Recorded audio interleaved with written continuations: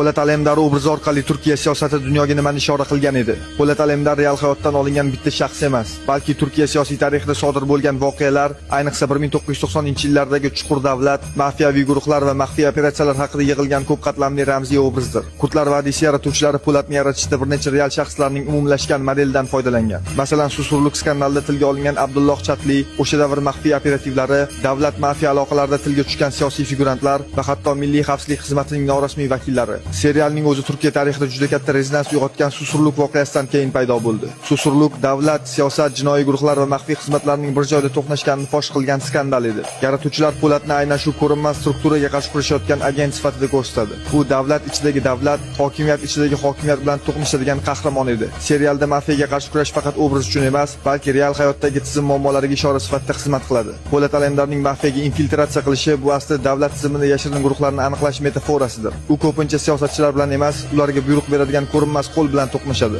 Kino yaratuvchilari Po'lat obrazida oddiy gangsterlarni emas, balki xalq ko'rmaydigan, lekin siyosatni boshqarishga uringan maxfiy tuzilmalarni ko'rsatmoqchi bo'lgan. Shu bois Po'lat nafaqat kuch ishlatadi, balki siyosiy strategiya bilan harakat qiladi. U siyosatchilarning emas, tizimning niqobsiz qiyofasini ochishga urinadi. Tanqidchilar va siyosatshunoslar serialni tahlil qilganda aytishadiki, Kurdlar vadisi Turkiya jamiyatida ochiq ayta olmaydigan mavzularni kino tili orqali gapirdi. Davlat ichidagi ikki qutb, siyosiy manipulyatsiyalar, mafkuraning qurolga aylanishi, xalqning nomidan yashirin kuchlarning harakat qilishi haqida gapirdi. Po'lat Alemdar ana shu murakkab tizimda toza davlat idealini himoya qiladigan, korrupsiya va maxfiy guruhlarga qarshi kurashadigan qahramon sifatida qurilgan. Yaratuvchilarning o'zi ham bir necha intervyularda Po'lat bitta odamdan emas, balki Turkiyaning yashirin tarixidan tug'ilgan obraz ekanini ta'kidlagan. Serialning mashhurligi va kuchli siyosiy rezonansi shuni ko'rsatadiki, Po'lat obrazi tomoshabinni mast qiladigan bir qahramon emas, u real hayotdagi tuzilmalar, skandallar va hokimiyat ichidagi kurashlarning ramziy timsoliga aylangan.